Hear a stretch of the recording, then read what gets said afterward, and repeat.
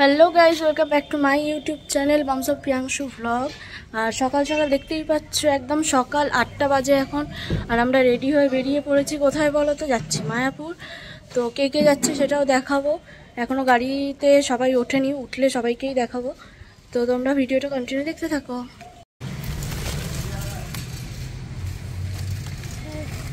কে রে? হাই বলো। হাই।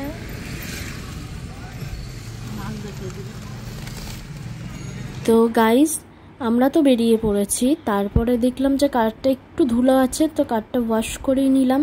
দেন তারপরে আমরা একটু টিফিন করতে দাঁড়িয়ে পড়েছিলাম, কারণ কি সবারই খুব খিদে পেয়ে গেছে। 2000 years।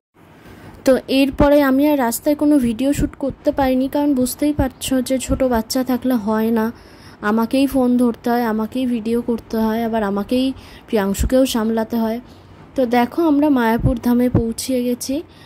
আর দূর থেকে দেখাও যাচ্ছে মায়াপুর ইস্কন মন্দিরটা। তো চলো দেখতে থাকো, যতটা আমি তোমাদেরকে দেখাতে পারি ততটাই ভিডিও করব। তো তোমরা ভিডিওটা পুরো দেখতে থাকো, স্কিপ করো না, কিন্তু স্কিপ করলে কিন্তু মিস করে যাবে। তো ভিডিওটা দেখতে থাকো।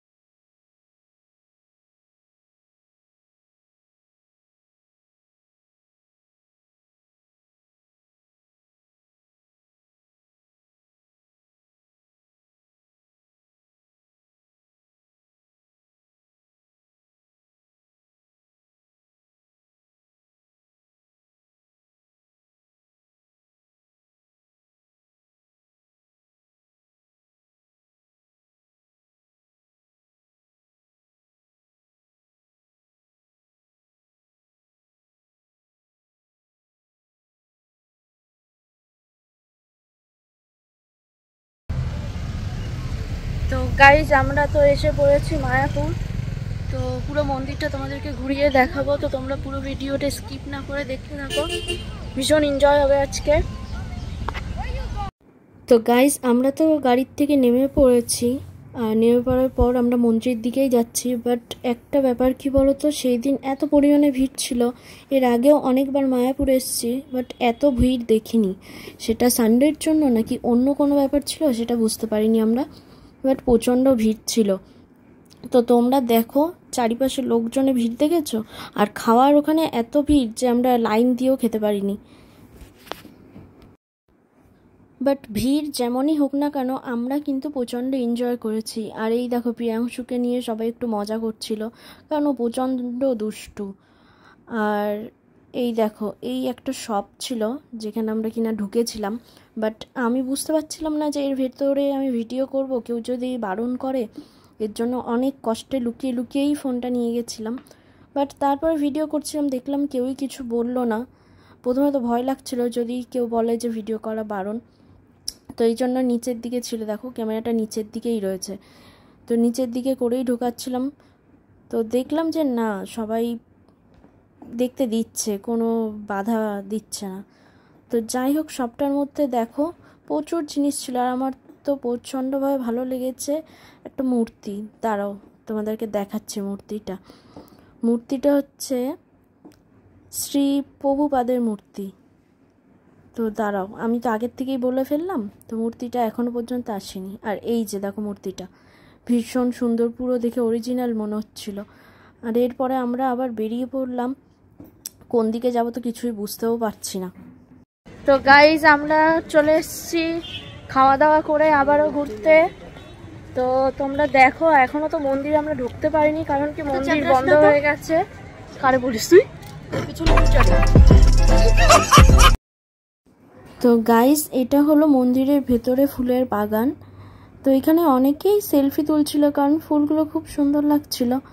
আর আমি একটু ভিডিও করে নিলাম এর ফাঁকে, তোমাদেরকে দেখাবো বলে। দেখো নানান ধরনের ফুল।